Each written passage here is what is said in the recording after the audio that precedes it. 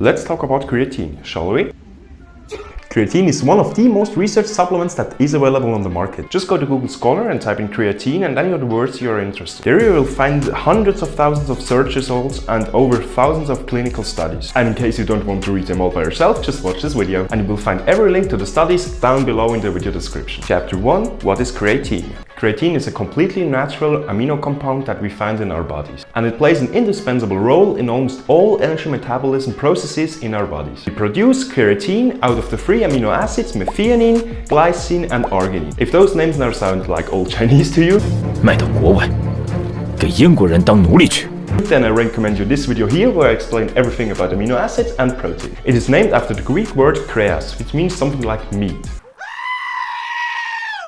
In our body, creatine is found mostly in the muscle tissue and to some extent also in the brain. We all produce about 1 gram of creatine every day in our liver, and if you're an omnivore, you also get about 1 gram through your diet. So you totally have 2 grams that comes naturally. As you can see in this table, creatine is contained in significant quantities, mainly in fish and meat. And this is also why I would recommend every vegetarian and vegan living person to strongly consider creatine supplementation. One study on creatine supplements in vegetarians found that 20 to 50% improvement in some memory and intelligence test scores.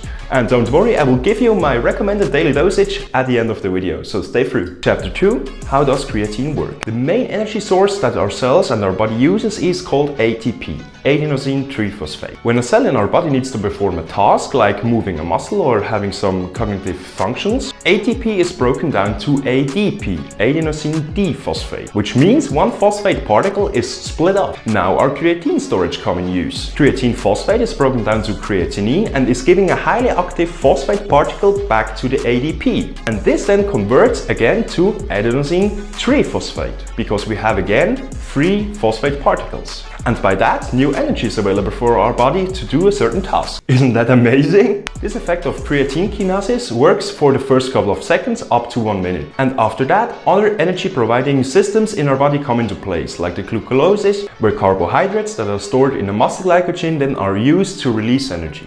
Chapter 3. Benefits of supplementing. As we learned previously in Chapter 1, creatine is mostly found in the muscle and in the brain. So that's also where we see the most benefits. So for example, when you do a heavy lift in the gym, or you do a sparring match against your partner, or you have a fight, or you do a forms competition, when you supplement creatine, you have in the first couple of seconds up to 1 minute more energy available as you would have when you don't supplement it, which then can lead obviously to better performance. I'll link you some studies below in the video description that show several benefits in strength sports. But creatine really is not only a supplement for competing athletes. So for older individuals, for example, supplementing creatine over a period of 2 weeks significantly improved memory and recall abilities. Don't worry, just 2 things that we need to discuss now before we come to my recommendation for you how much you should supplement creatine on a daily basis. Chapter 4. Is it safe?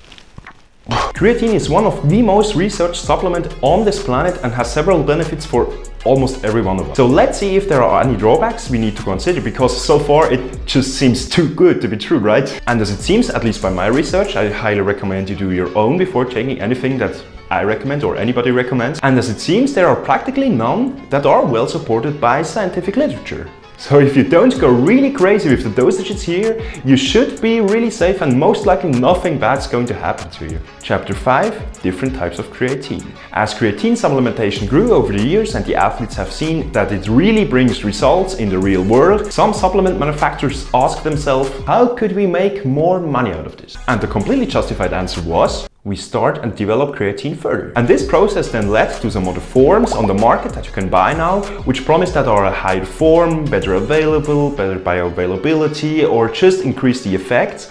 But really, this is all bullshit. Because none of the crealkaline, aka buffer creatine, creatine HCl or creatine ethyl ester seem to have scientific literature that really shows it is a superior form of just creatine monohydrate. So when you want to start using creatine after this video, just go for a simple creatine monohydrate. It is the most researched, it is the best in price, and also has the best scientific literature behind it. So what dosages would I now recommend for you to take on a daily basis? So the fastest way of increasing creatine levels in our body seems to be the loading phase. But first I would love when you follow me here on this side and give the video a like so that this information can spread to more people and just get more people educated. Thank you. because the benefit is really minor and at least for me not worth the cost. And the recommended dosage that you find all over the place on the internet, on blog articles, every trainer, every nutritionist says that to you, 5 grams per day. 5 grams of creatine monohydrate a day, and that's what I've been doing the last couple of years. All of my friends that lift have been doing this and what everybody does.